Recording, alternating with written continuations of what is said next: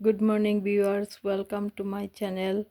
আমি আজকে একটা ভিডিও আপনার লগে শেয়ার করতেছি যে আমি কিভাবে বীজ জার্মিনেশন করি বা কি পদ্ধতি অবলম্বন কইরা এই গাছগুলিরে ঘরের ভিতরে রাখা বড় করি। আমি যে দেখাইতাছি, এই যে দেখেন একটা বাবুল রাপ বা প্লাস্টিকের ব্যাগ দেখতাছেন। এই ব্যাগের ভিতরে আমি কিছুদিন আগে 3-4 দিন আগে কতগুলি লতা বেগুন বা কালো বেগুন যাই বলেন না কেন বা থাল বেগুন, এই বেগুনের বিচিগুলিরে আমি এপসম সল্টের জলের মধ্যে ভিজাইয়া, ওয়ার্ম ওয়াটারের মধ্যে ভিজাইয়া একদিন রাখছিলাম। আগের দিন রাখা পরের দিন আমি এইগুলির মাটির মধ্যে রোপণ কইরা আমি এই যে একটা ব্যাগ দিয়া মুড়িয়া, তারপরে আমি এই রকম একটা বাবুল রাব বা পলিথিন ব্যাগের মধ্যে ঢুকাইয়া এইভাবে আমি হিটারের কাছে রাখা দিছিলাম। এই যে দেখেন, আমি চেক করছি গাছ কিন্তু এখনও উঠছে না। আমি চেক করছি গাছ কিন্তু এখনও উঠছে না। এইটা ব্যাগটা আমি হিটারের পাশে রাখছিলাম।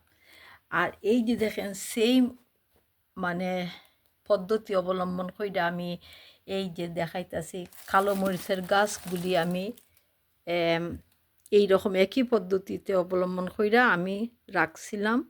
আর হিটারের পাশে রাখার পরে দেখা যায় মনে হয় এক এক সপ্তাহের মধ্যে এই বিচিগুলি, কালো মরিচ এইগুলি আমার নিজের গাছের সামারের লাগানো বিচির থেকে আমি এই গাছগুলি জার্মিনেশন করে রোপণ করছি। এই যে দেখেন উঠতাছে, গজাইতাছে। আর সেইম তারপরে এই যে বিচিগুলি গাছগুলি দেখতেছেন, এটা বটল গাওয়ার্ড বা বাংলা কদু বা বাংলা লাউ। আপনার লগে আমি শেয়ার করছিলাম কিনা আমার মনে নাই, বাট কীভাবে বিচি মানে কালেক্ট করা যায়, সংগ্রহ করা যায়, এই ভিডিও আমি আপনার লগে শেয়ার করছিলাম। শেয়ার ভিডিও বিচি, আর তাও কইছিলাম যে দেখেন আমার গাছের মধ্যে লাউয়ের বিচি সংগ্রহ করার আগে ভিতরে থেকে, লাউয়ের ভিতরে থেকে বিচিগুলির গেরা উঠটা গেছে গিয়া। এটা আমি আপনারা কইছিলাম, মনে আছে। এই যে দেখেন আমি 10টা বিচি, এইটা কোনো জলে ভিজাইছি না। লাউ বিচি সংগ্রহ করার পরে যে বিচিগুলির গেরা বাড়াইছিল, এই কাঁচা বিচিগুলিরে আমি মাটির মধ্যে রোপণ কইরা, এই যে দেখেন বাবুল রাপ, এইগুলি পেঁচাইয়া আমি এটা ঢাকিয়া তারপরে আমি হিটারের কাছে রাখিয়া দিছিলাম।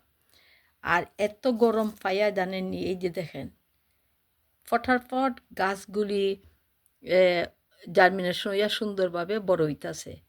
আর বিকজ অফ এইগুলি আমার নিজের গার্ডেনের সামারের লাউয়ের বিচি, নিজের গার্ডেনে এই বিচিগুলি দেশের আবহাওয়া খাইয়া বড় হইছে এবং পরিপুক্ত হইছে। এর লাগিয়া এই যে বিচিগুলি দেখতেছেন, এই যে কালো মরিচ, বটল গাওয়ার্ড, আর এটা কিন্তু আমার গাছের না, এটা কিনা লতা বেগুন। এইগুলি উঠতাছে, বাট অনেকগুলি দিছিলাম, মাত্র 4টা গাছ দেখেন জার্মিনেশন হয়েছে, সময় লাগতেছে।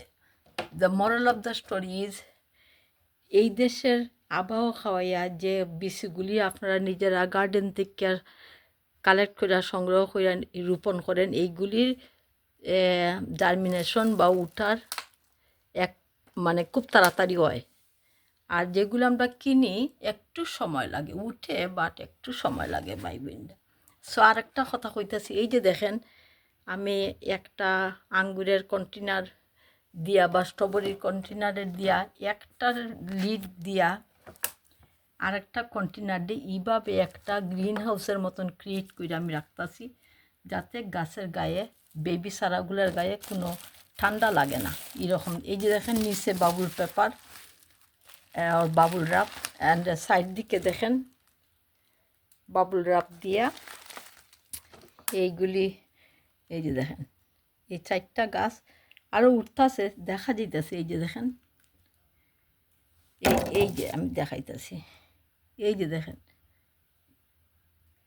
ওই আর একটা উঠতেছে।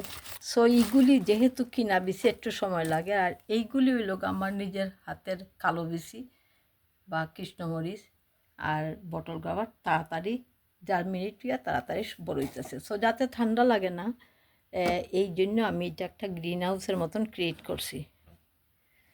সো ভাবছি আপনার লগে শেয়ার করি, হয়তো আপনারা যারা বিগিনার্স ভাই বোনরা তারা একটু উপকারে আইতে পারে।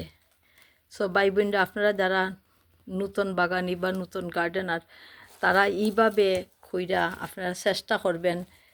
সবসময় যে উঠবো এমন কোনো গ্যারান্টি নাই, বিকজ অফ ডিপেন্ড করে আপনার রুমের বা ঘরের টেম্পারেচার, তাপমাত্রার উপরে নির্ভর করে।